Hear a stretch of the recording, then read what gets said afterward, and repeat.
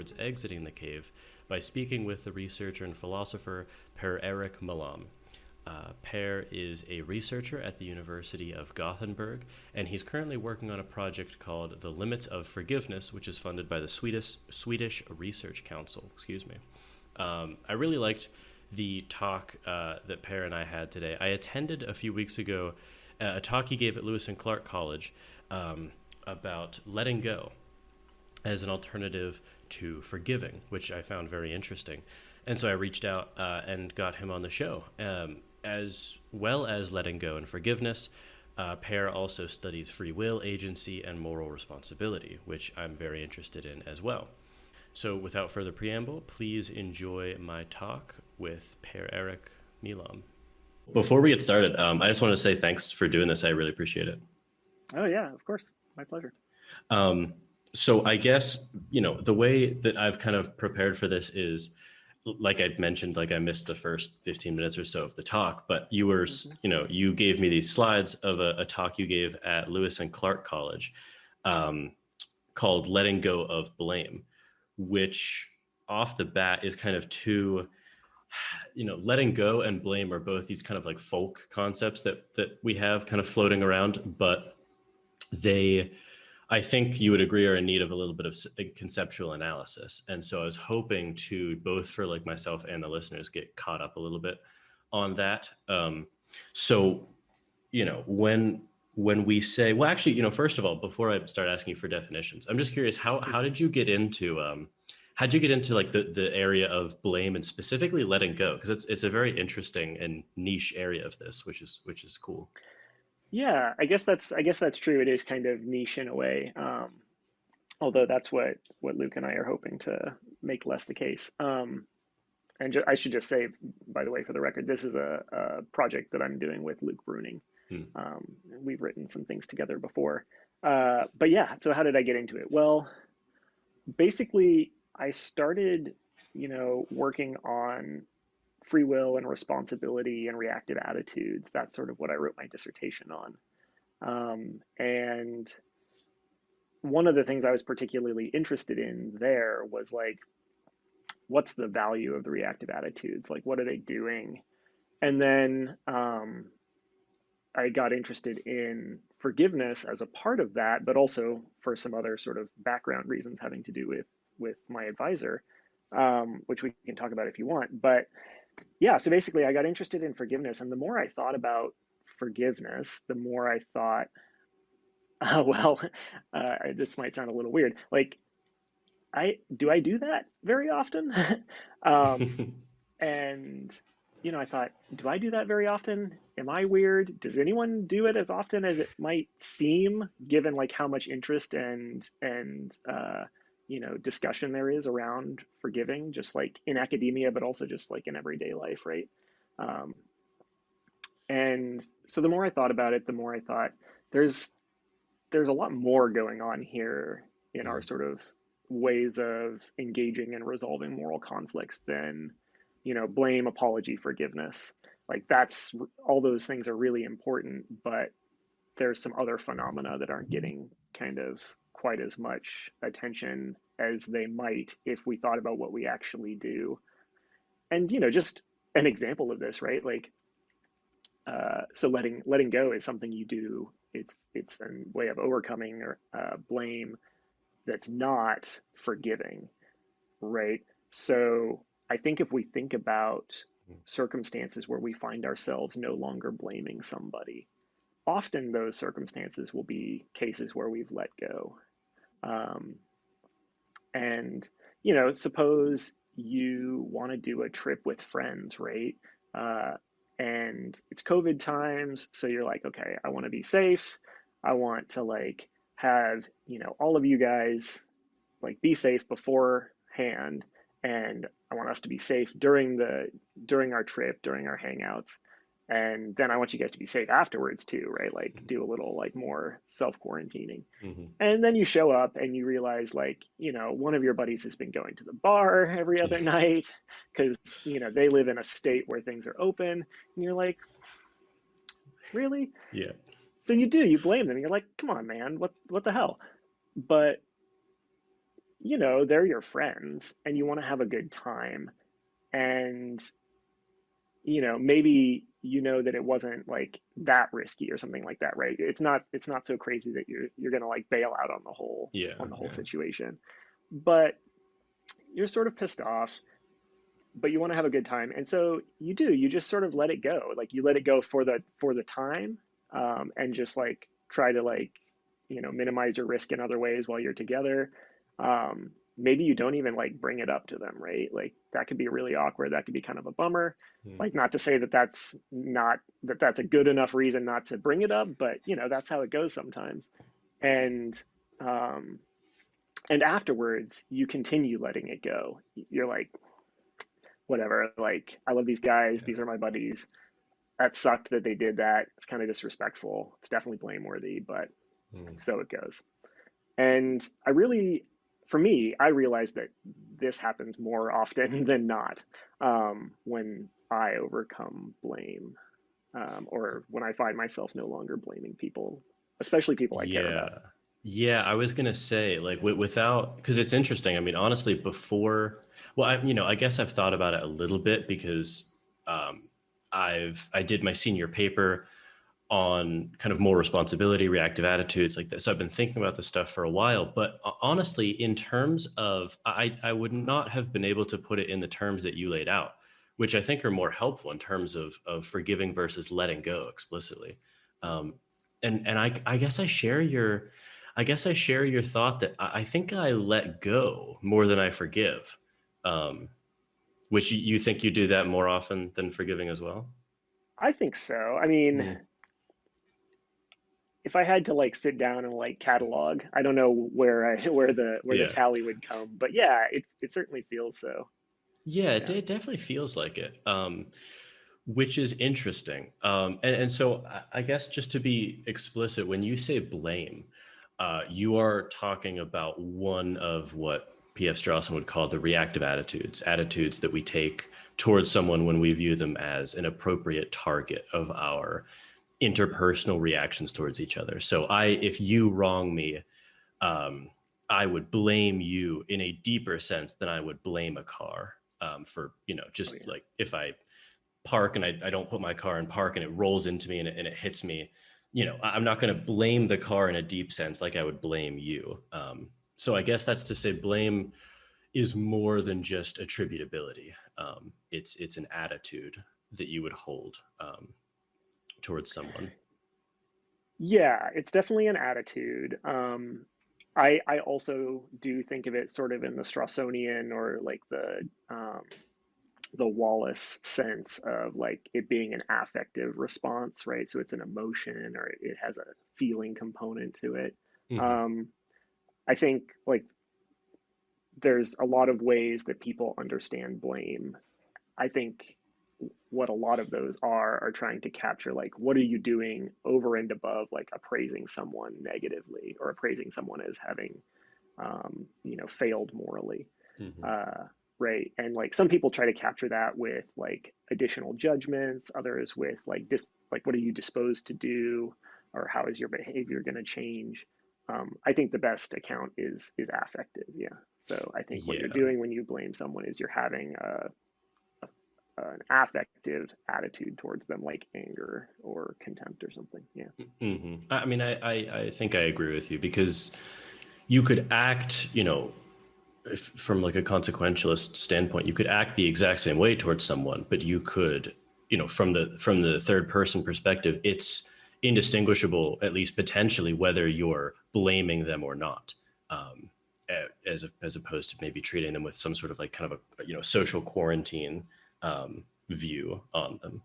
So Right. Right. yeah, I think that makes sense, and especially for letting go. I think the act of forgiving versus letting go from a third person perspective could be indistinguishable, but it really matters kind of how you feel about the situation, right? Yeah, definitely. So it could be indistinguishable from a third person perspective, like someone, viewing me and my buddies on vacation might be like, oh, he forgave them. Hmm. And they'd be reasonable in assuming that maybe. But yeah, the big difference is internal. But it's not just internal, right? It's something that a third person could figure out. They could be like, so, like, do you view them differently than you did before? And um, you might say, I mean, no. Like, I still think like everything they did was wrong, and that they were responsible, and that it was a shitty thing to do. Mhm. Um, but I just don't blame them for it anymore. Yeah, I'm over yeah. my blame. And if someone were to say, you know, you would obviously still be able to know like who did it and what they did, but it's just you're not blaming them at that point, which makes sense. Yeah. So how do you, I guess, maybe explicitly spell out what you mean by letting go? Because that could Yeah. sound deceptively simpler than it is. Yeah, I think that's a good point. It can seem simple when actually it's not as simple as it might seem. So, the core is just you're overcoming blame, but I think that the more you sort of think about it, and the more you think of it as a practice and not just something that happens passively, uh, it looks like it needs more of an account. It needs more of a positive story about it, in the same way that we give a positive story about forgiveness. And so, with forgiveness, I'm partial to a story in terms of reasons, right? I think the best way to describe what forgiveness is to say, what are the reasons for which we overcome blame? Hmm.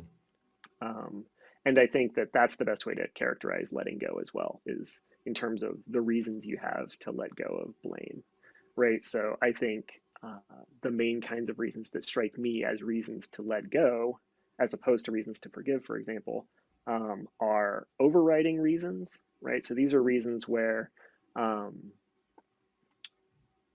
you say, it's just not worth it to blame because there are these costs to doing so. And there are always costs to blaming, right? Blaming doesn't feel good. Um, and there are various other costs as well. But it's a reason to let go when those costs are particularly burdensome or, uh, painful or whatever, right? So, like, um, blame can be painful when it's directed at someone you care about and you're sort of torn, right? Like, you think they did something bad, something wrong, but at the same time, like, it sucks to like feel negatively towards someone you care about. Um, there are other ways in which blame can be burdensome. It Hmm. can be burdensome to kind of hold someone to account, right? That's part of what you're doing when you blame, is you're holding someone to account.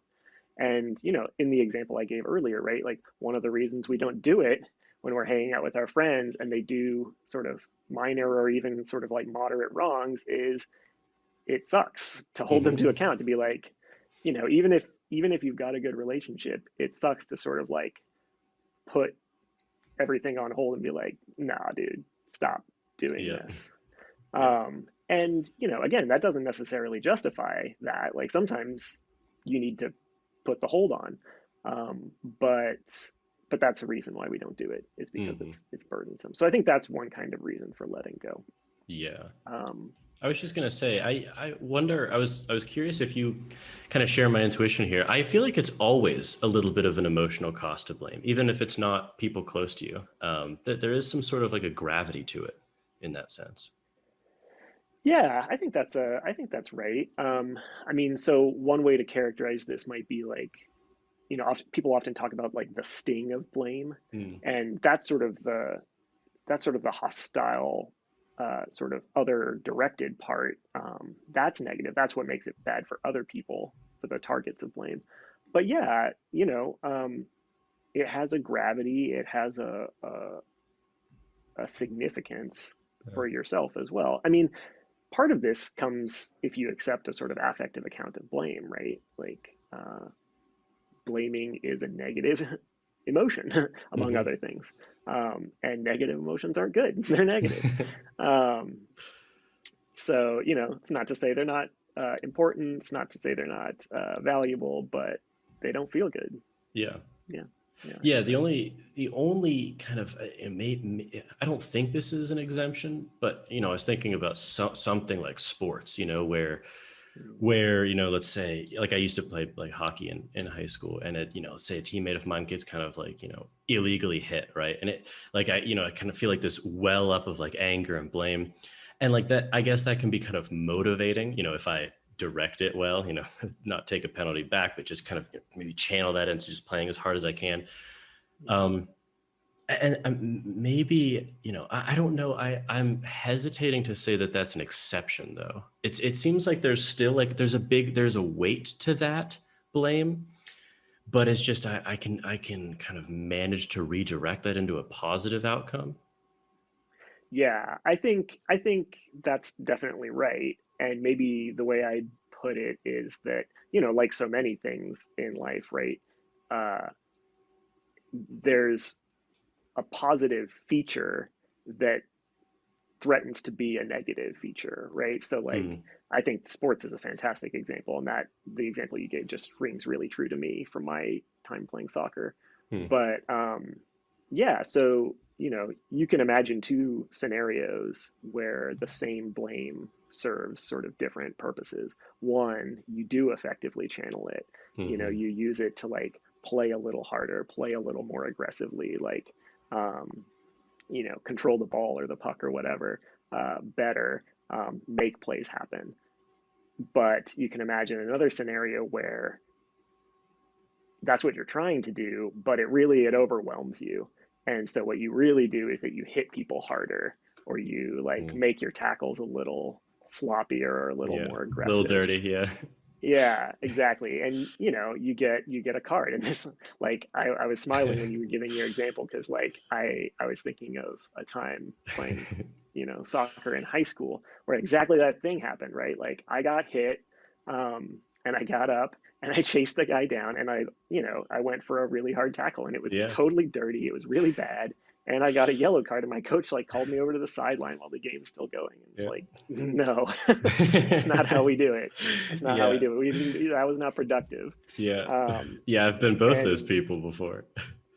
Yeah, exactly. And there's some great examples from professional sports, right, where people like whatever the cause, like people melt down in their blame. There's some great examples from Serena Williams, right? You get a bad line call, you melt down, and you lose the match, or you lose the set, and so it goes sometimes. It sucks. Yeah. What was that? There was that famous in the World Cup. His name starts with a Z. He was from South America. The headbutt. Zidane. He's French. Yeah. Oh, is he French? Okay, I thought South America. Yeah, this is that's France a famous versus Italy, one. 2006. Yeah. Okay. Yeah. Absolutely. Yeah, where he just it was like his opponent said something derogatory about his sister, right? And he gets up and he headbutts him. Like yeah. I remember because the teammate was interviewed afterwards, and he was like, no, he was like, I would never say something about his mom. Like I just called his sister like a whore or something. It's like so specific. Could be. Yeah. It was something like that.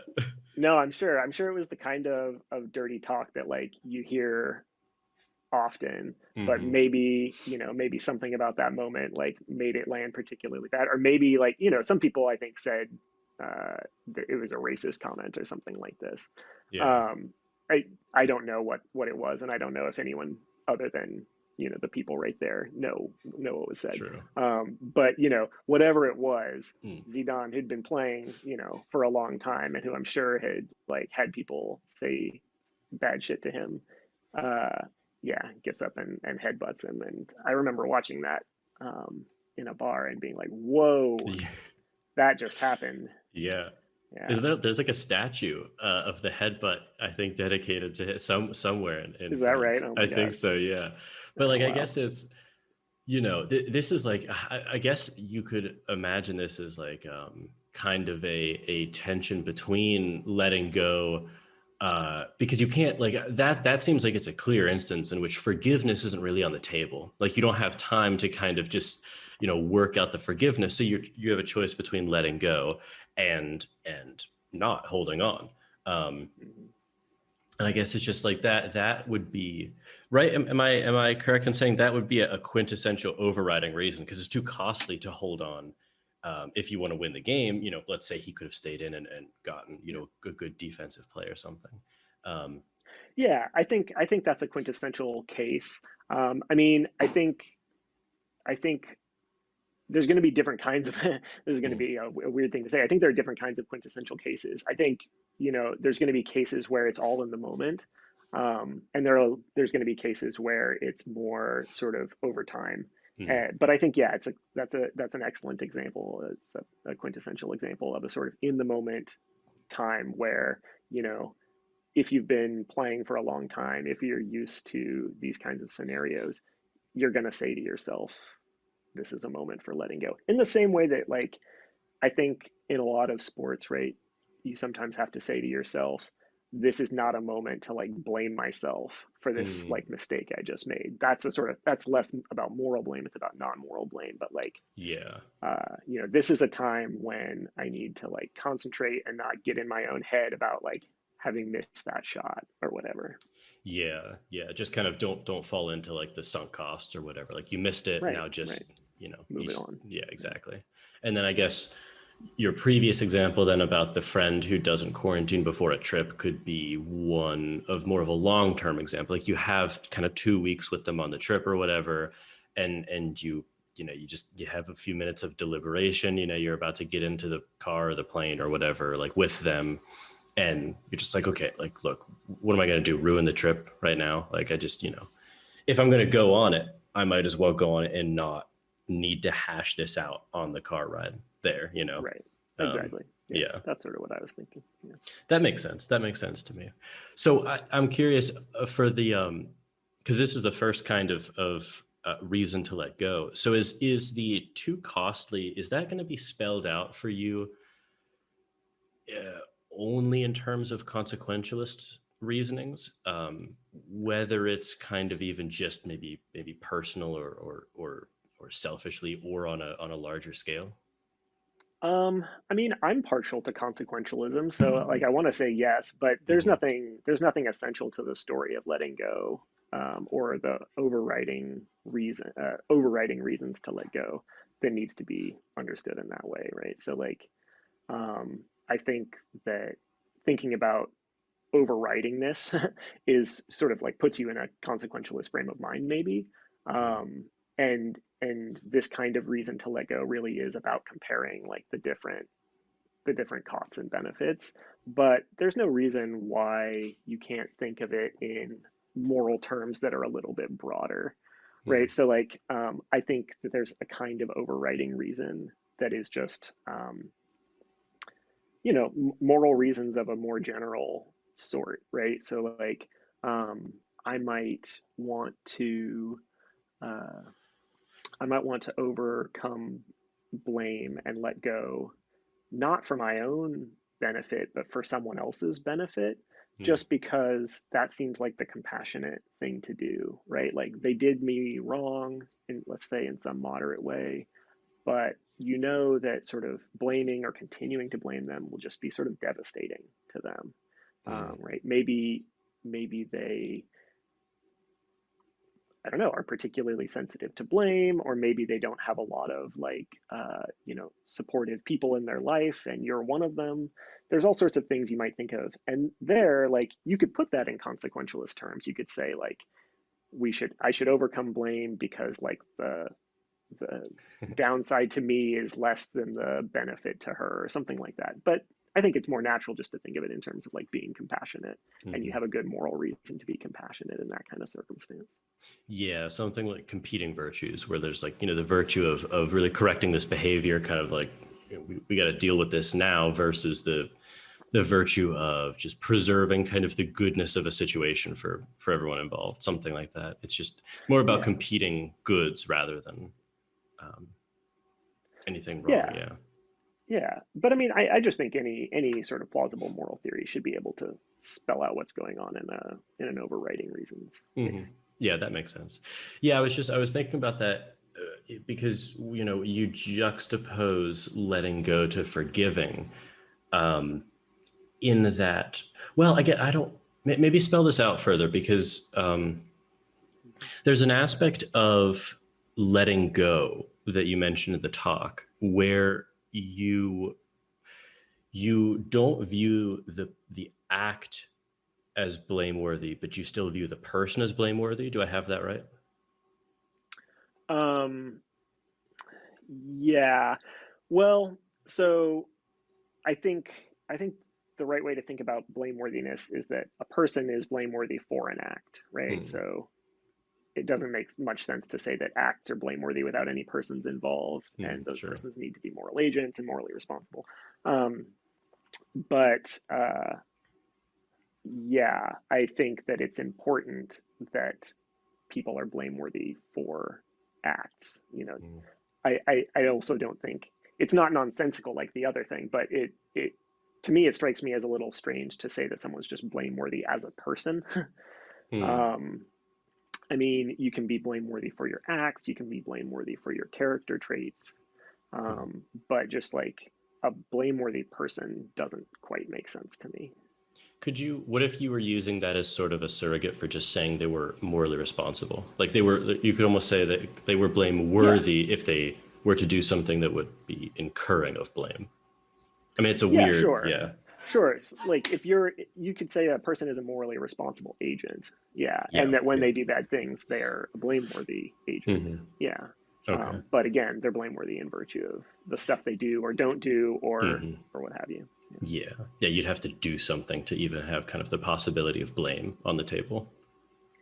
Yeah, or you'd have to, fail to do something that you should have done. Yeah, yeah. And that's where like character traits come in, right? Like if you are sort of a liar, you're a habitual liar, like that might be something you're blameworthy for also, not trying not to be a liar or trying to like lie less than you Hmm. would. Hmm.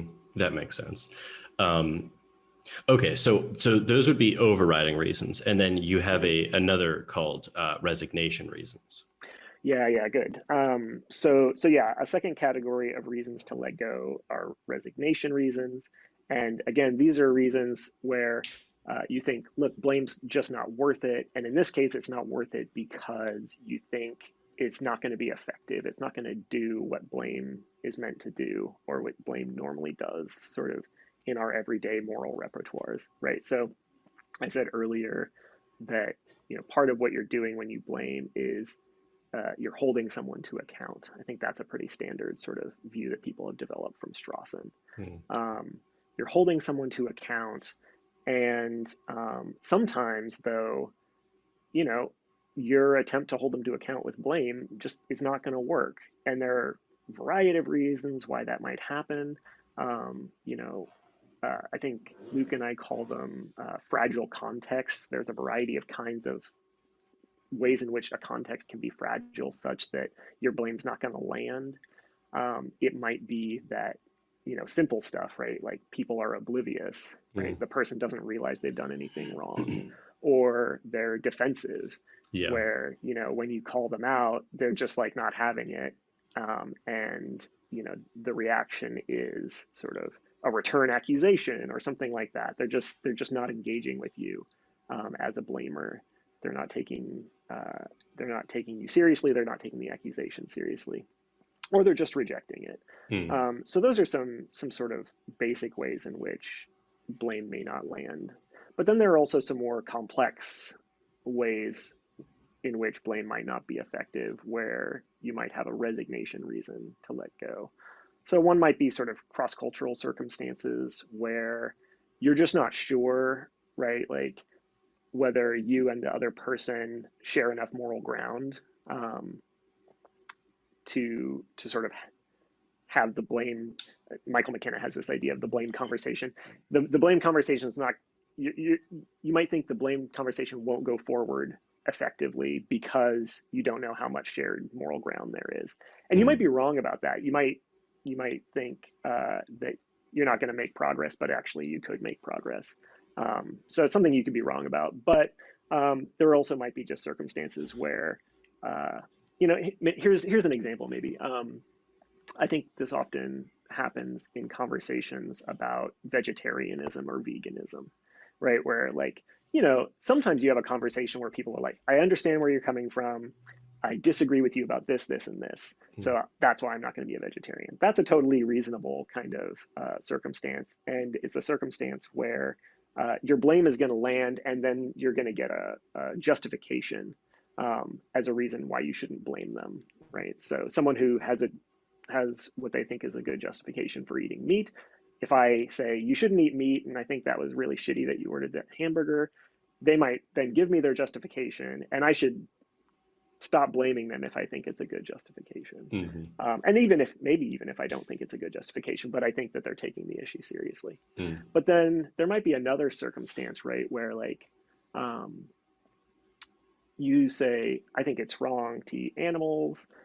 We shouldn't be like ordering meat at this meal. And the person's like, I just don't buy into the idea that animals deserve moral concern whatsoever. And so we're engaged in some sort of like, you're engaged in some sort of like fetishization of these animals when eating is natural. And, so you might think there's a line of argument here that could be made, but really it looks like we just are not sharing enough ground to have a productive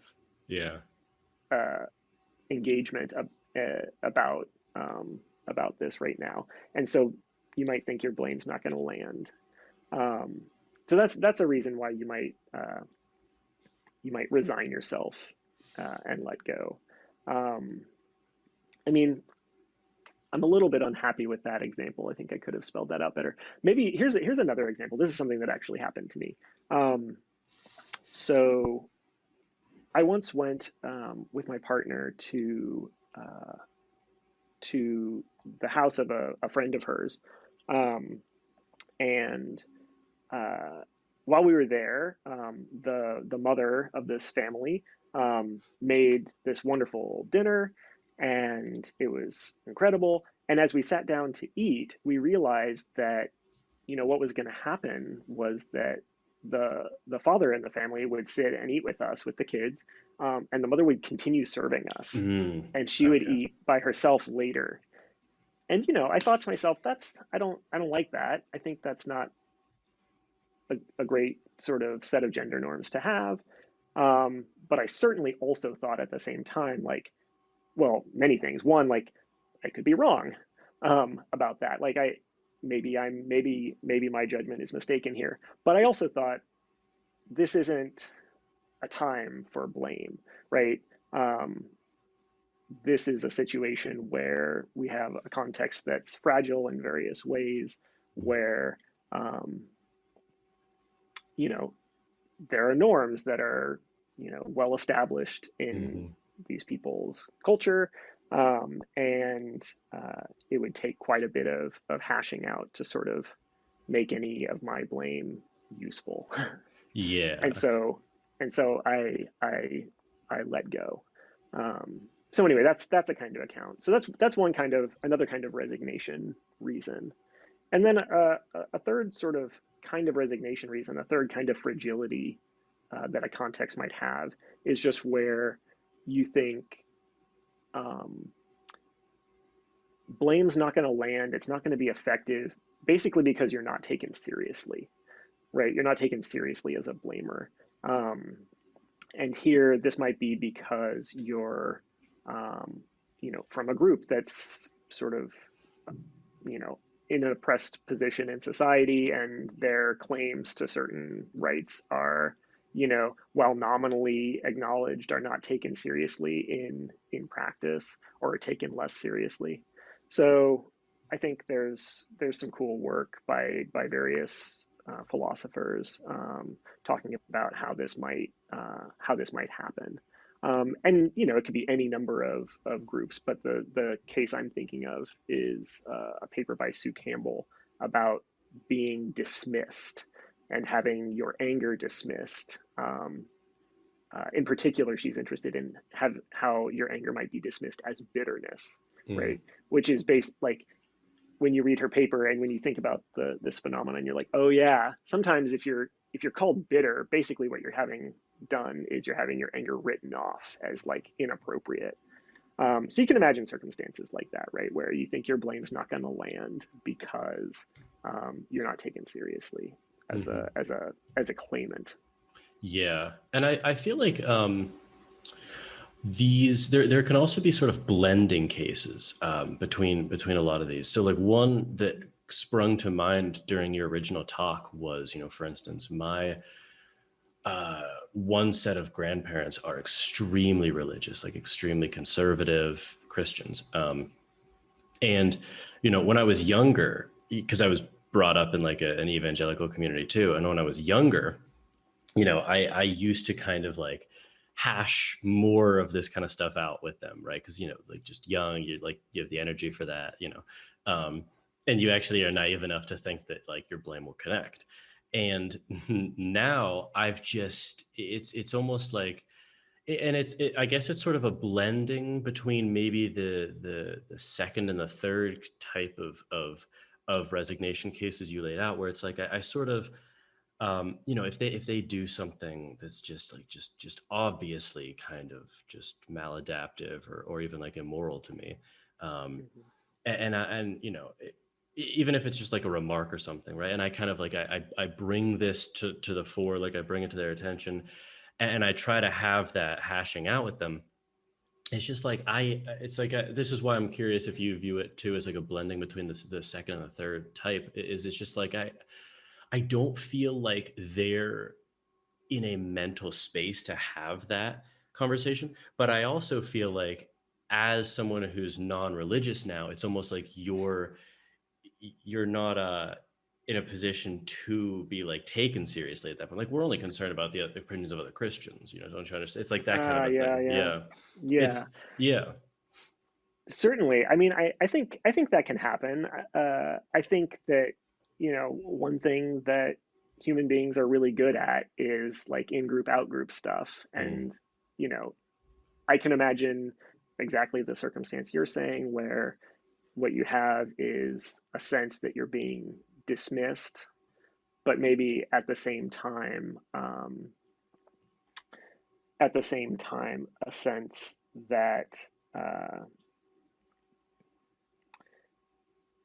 yeah, maybe you're you've moved enough outside of the sort of cultural norms that you're not worried that you're worried that your blame won't land in that sense as well. Is that kind of what you yeah. were getting at? Yeah, Kind of it's a like combination yeah, of there's almost not uncertainty. enough overlap anymore. It's like you kind of Yeah, have to have yeah. a certain your Venn diagrams have to overlap enough to kind of have the blame connect. And it just seems like there's kind of there's a lot of situations in life where you're almost, like to use the Watsonian language, you're almost in different moral communities at that point. Like the Hmm, hmm. potential for moral address is almost just not there anymore. And honestly, it's like kind of both ways. Like I'm not sure I really take their moral opinion seriously anymore either. Yeah, I think yeah, that seems very uh, real. That seems like a definitely a real phenomenon. And like I said, I think part of this, I think you're right to see these as sort of coming together sometimes, and maybe even reinforcing one another, right? Like Hmm.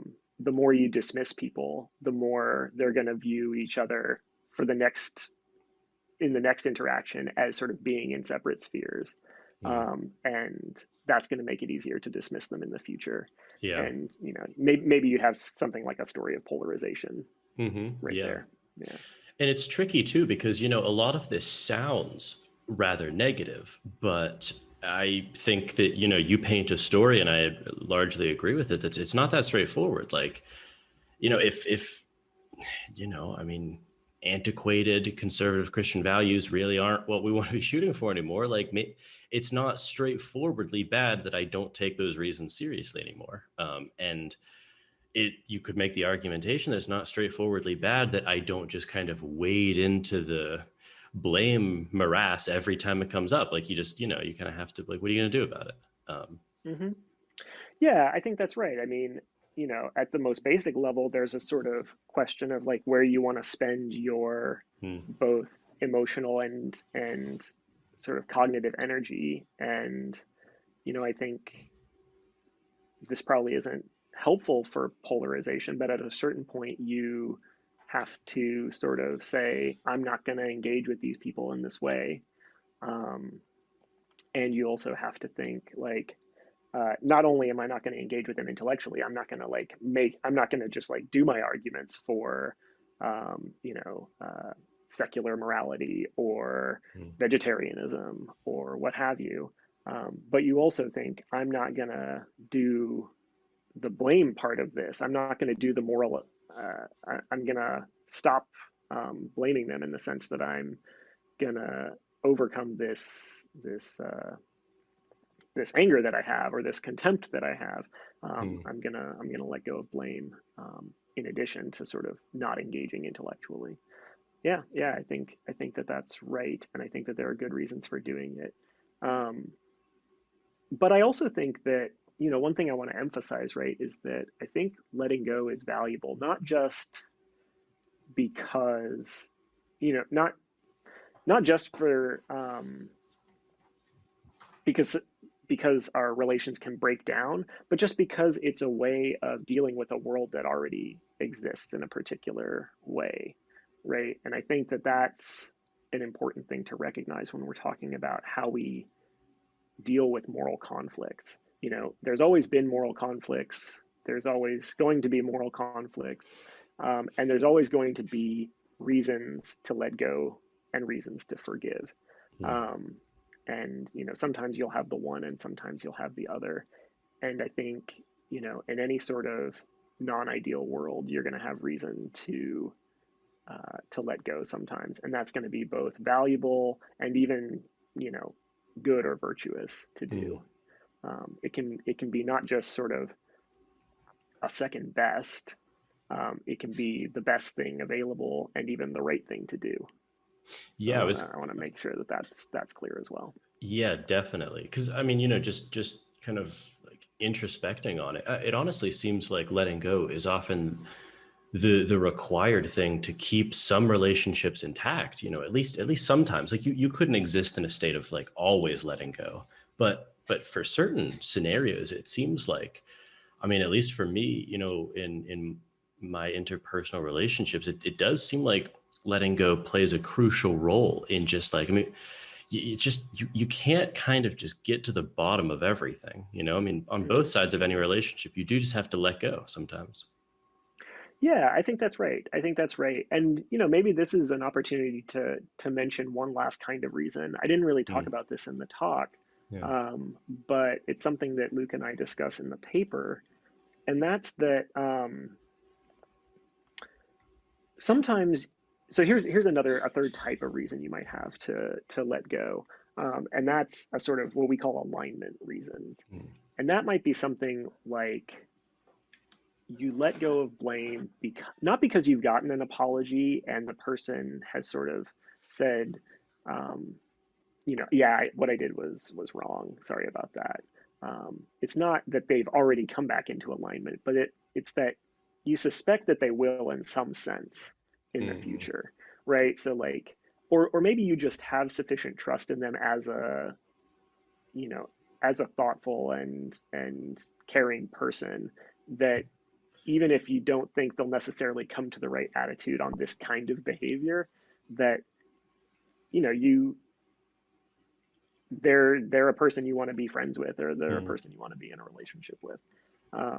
So I think that's a kind of reason to let go too. And that's not about resignation, and it's not about overriding this exactly. It's more about like, you have some faith in the person, you have some trust, you have some sort of shared understanding that allows you to think of yourself as sort of broadly in alignment, and maybe as you know, likely to come back into alignment in the future, even without an apology, or even potentially without their recognizing that what they did in this particular case was wrong.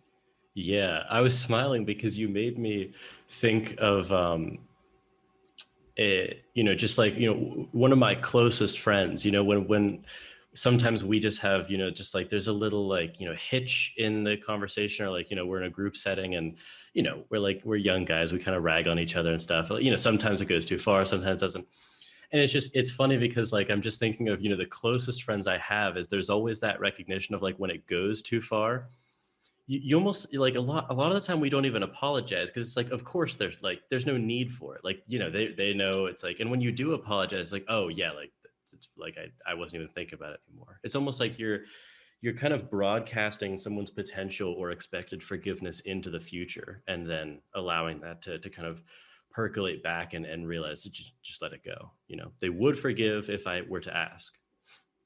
Yeah, and I mean, I think this is so I think that's a really good description, and I think this is actually why it's one of the reasons why I'm a little bit tentative about fleshing out this third kind of reason. So these alignment reasons, because it really does shade into forgiveness in an Hmm. interesting way, right? Because you can also imagine a case, right? Just to use your example, right? You're ribbing your friends, and like maybe it goes too far, but you can see immediately, like from their expression, A, that you've gone too far, and B, that they're letting it go, or that they've forgiven you, right? And part of that is just like, as humans, we're really good at like reading each other's facial expressions, right? Where like you can see in a second that you've gone too far, he can see in a second that you see that. And then you're good. Yep. And I think there's a case for calling some of those circumstances forgiving, actually, right? It's sort of instantaneous forgiveness because it's instantaneous recognition of remorse. Hmm. um, but I think there are also cases where what you have is letting go, because you don't see instantaneous remorse maybe, but you you have a sort of trust that there's enough, the person well enough, their character, what you can expect from them, what they care about, and what's important to them morally, things like that, that you can Mm. count on them sort of like understanding later, like and maybe they never come back and say sorry about last night or whatever, but they don't have to. Yeah. So it's something that on the one hand I'm a little bit hesitant about, right? Because there's this sort of fuzzy boundary between the two phenomena, um, but at the same time I do think that that's a reason to let go, and the kinds of scenarios we've been describing strike me as real. Hmm. Yeah, it's definitely kind of the softest version of letting go, I would say. But I like the case though. I do like that description of it. Um, Yeah. it's interesting. Um, so I was curious about one, because I know we're kind of coming up on the end of the time here, but I was curious about one remark that you made, specifically in the presentation. You said, so this is kind of at the end of the talk, and you say, therefore, we need an ethics of letting go. And I was curious what you meant by an ethics of letting go. Yeah, good. That's a great question. So basically, what I have in mind is something parallel to what, in the literature we call an ethics of blame or an ethics of forgiveness, right? So if you think of like these topics as philosophical topics, part of what people are interested in is what you might call the nature of the phenomenon, right? So like the nature of blame, the nature of forgiveness, the nature of letting go. And part of what we're doing in the paper is giving the nature of letting go and contrasting that with the nature of forgiveness. Just, knowing what it is, what the phenomenon is. But once you know what it is, if it's a moral phenomenon, if it's part of our moral lives, then we need an ethics of it in the same way that we need an ethics of lying and an ethics of promising and an ethics of, um, distributive justice, right? An ethics of charity. In the same way, we need an ethics of forgiveness and an ethics of letting go, because these are phenomena, these are practices that we do, and they affect the well-being of other people. They affect whether people can live good lives and flourish. And so when I say we need an ethics of letting go, what I mean is we need to think about when we should and shouldn't do it, basically, Mm-hmm. right? And I think that's important in a way for sort of obvious reasons. If one of the things that I can do by letting go is make my own life go better or worse, and make your life go better or worse, then I need to think about when I should let go. And I think it's, we can see this especially clearly if we think about circumstances where we think it's important to keep blaming, right? Mm-hmm. Where we think it's really uh, essential, whether socially or just interpersonally, that this person see or this group of people see that blame is the response to this kind of behavior, and that continued blame is the response to this kind of behavior. So, whatever we think those circumstances are, we need to have an ethics of blame to sort of identify those, and an ethics of letting go for knowing when that's an appropriate kind of response. Yeah, because I was thinking about, it seems like it's always available to us to let go. That's kind of a live option for us. And I was thinking about the times where it might be an imperative not to let go, to continue blaming. And and I think it's kind of easy to imagine a lot of those scenarios interpersonally. But I was curious, I mean, do you have any kind of examples on hand of whether it's interpersonal or more societal where you think we ought not let go? Yeah, I mean, I think it's a lot harder in the interpersonal case because even the worst kinds of offenses, you might have good reason to let go. And it might be that your reasons to let go actually are amplified by the the the badness of the offense, right? Mm, The strength of your reason to blame might be uh, the fact that the reason why you have a good reason to blame a lot might also be a good reason and a stronger reason to let go. Um, so I think the interpersonal cases are a little bit harder, right? Like I can imagine someone who, they're treated badly, right, with prejudice or hatred, and that fact is a strong reason for them to blame. But at the same time, it makes the reason to let go stronger too, because that sucks. And if you have no recourse, if you're going to be dismissed, if your blame is going to be dismissed, it might be just as strong a reason to let go. I think the social cases are better. It's a lot easier to come up with a case that's sort of unambiguously one where uh, you have an obligation or an imperative not to let go. And there, I think, you know, any case where the kind of injustice that you're seeing is one that is sort of uh, persisting, frequent, unaddressed, or sort of impervious to to the different ways in which it might get resolved in society. So basically, this is just any circumstance where you think like this is something we have to take a stand on. mm, So that might be, police violence. Um, it might be, Holocaust denialism or something like that, right? Like you can't let certain things stand unopposed. You can't let people not account for themselves on mm. certain issues. Um, I think that's a plausible thing to say. Um, yeah, so I don't know. That's the kind of thing that Yeah. comes to mind. I was, those kind of cases, came to mind too, but it strikes me that if you do take this kind of attitudinal view of blame, you might be able to let go, while continuing to perform the actions that would be kind of required. So for instance, if it's, Holocaust denialism, like I could really let go of my blame towards those individuals. They're just misled by information. They're not thinking straight. Sure, there's some, just imbalance going on there of some sort, informationally or otherwise.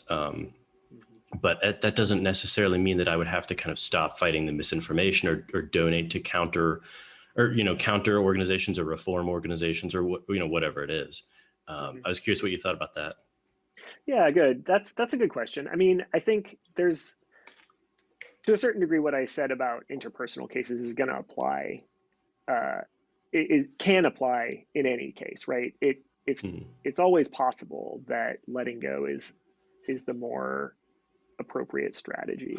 Um, I think it's just more likely that it's social cases where the blame, sticking to your blame guns is gonna usually be more appropriate. But yeah, I think you're absolutely right. There are certainly circumstances where, as an individual, opposed to some practice or some feature of society that you see, um, that yeah, it's best to let go of blame. I certainly feel this a lot about political issues, right? Where, but what I mean by that is things that politicians do, Hmm. the actions of politicians. I think simultaneously, the most likely I am to blame in any given day is to blame a politician for something I read about them doing or not doing, Hmm. saying or not saying. Um, and at the same time, those are the cases where, for me, I'm most likely to let go because I don't have a voice that reaches them. Um, and where the cost to me, like being angry on Facebook all day, is too high, so I let go. So that's certainly the case, um, but yeah, I still do think that it's likely to be social issues, social causes, um, sort of socio-political problems where letting go is more likely to be wrong. Maybe that's Hmm. the way to put it. Yeah, But that of course, makes sense. none of them are all or nothing. Yeah, yeah, that makes sense to me.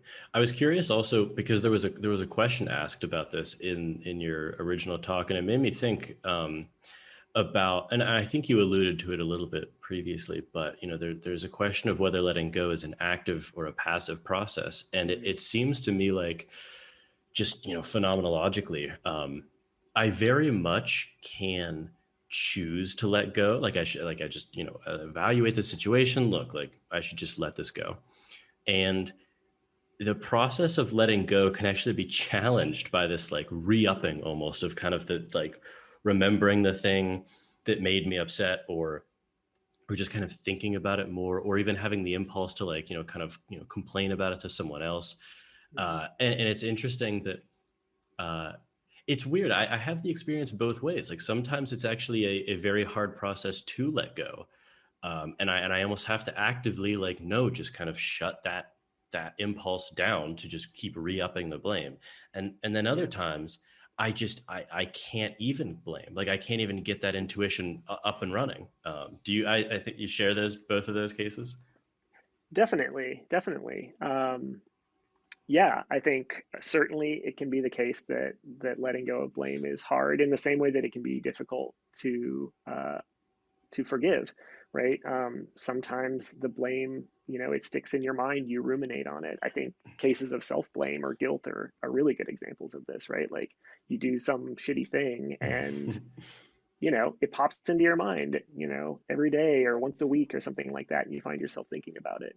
Um, but yeah, at the same time, there are also cases where you might say, like, you're not even sure you did blame. You can't be certain whether you just didn't blame or whether you let go of blame quickly or forgave quickly, for that matter, Hmm. um, because it you just aren't sure what your full reaction was, because you slipped so quickly from one to the next step.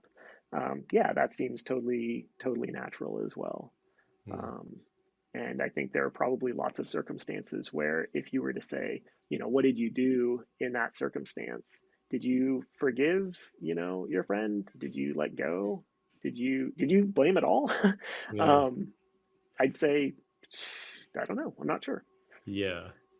I the circumstances where I'm not even sure that blame ever kind of like gets in the air, gets off the runway, are often with random people, just with interactions.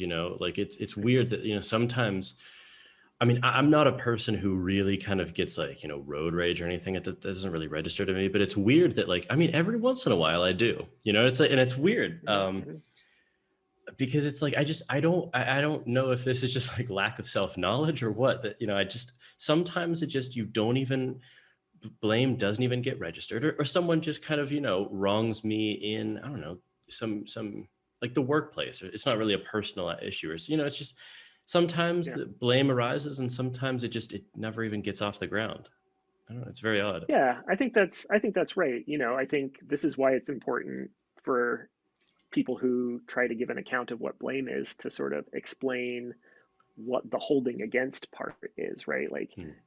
when you blame, you assess someone negatively, right? You view them as having, failed in some way, but you also hold it against them. That's part of what blaming is. Hmm. Um, and yeah, sometimes you just don't hold it against them. You register it as a wrong, but you don't hold it against them. Yeah. Yeah. Yeah, sometimes traffic is like that. Sometimes it's not. Um, uh, Sometimes, yeah, workplaces are another good example. Yeah, I think this is an everyday sort of uh, sort of phenomenon. I think maybe the way to think about this last point is to think like, um, how would you redescribe it if you were thinking back on it? Do you endorse the blame you had, Hmm. or do you not endorse it anymore? Um, right? What are the if you think um, right? So that would be a way to tell whether you blamed or not. Is to just say like, well, do I blame people for things like that? Then probably I did, but you can never be sure. And likewise, to know whether you've let go, you might you might say, well, what kind of reason did I have, even if it didn't come to mind, even if it was just motivating me without sort of me taking it consciously into mind. Um, and if I think, probably what I was doing was moving on in the sense of like distracting myself so that I wouldn't get bent out of shape in a way that, would be unpleasant, then you think, yeah, seems like what I did was let go. Like I had an overriding reason and I sort of acted on that without thinking about it. Yeah. Hmm. Yeah. Yeah. It's a super fascinating, and I mean, I'm not in the field yet, hopefully, but it seems a little, not underdeveloped, but it's ripe for development. Is this turning into Yeah. a paper of any kind? Yeah. Yeah. This is a paper. It's under submission right now. But it's something that Luke and I are still thinking about, still working on. Yeah, I think I hope that it's a phenomenon that people both think is real and familiar and important, and then one that they think we've given a good characterization of. That's sort of the first step. And I think just to your point, there is a lot of work to be done here. Um, sort of just sort of getting clear on the phenomena, right? Because part of what's interesting about our moral lives is all of these sort of different practices and different phenomena that are part of our everyday lives that we don't sort of pick out necessarily, and that get sort of elided in conversations about other sort of Mm. topics that have a sort of stronger center of gravity, right? Like a greater mass in the intellectual space. And I think forgiveness is one of those phenomena that sort of it draws other things in, and you fail to sort of see differences. Um, but yeah, I think there's tons of cool work. I just read a paper last week about unforgiving, right? So withdrawing or Mm. taking back your forgiveness, which as soon as I thought about it, I was like, yeah, that's definitely a thing for sure. Why is this the first paper I've ever read about it? Or, not literally the first, but one of very few papers I've ever read on the topic. Mm. So yeah, Monique Wonderly has this great paper, and my reaction reading it was like, yes, this is a paper that needed to be written. Yeah. Um, and I think there's plenty more out there. Hopefully, this one is one. Yeah, yeah. Well, I look forward to its hopeful publishing.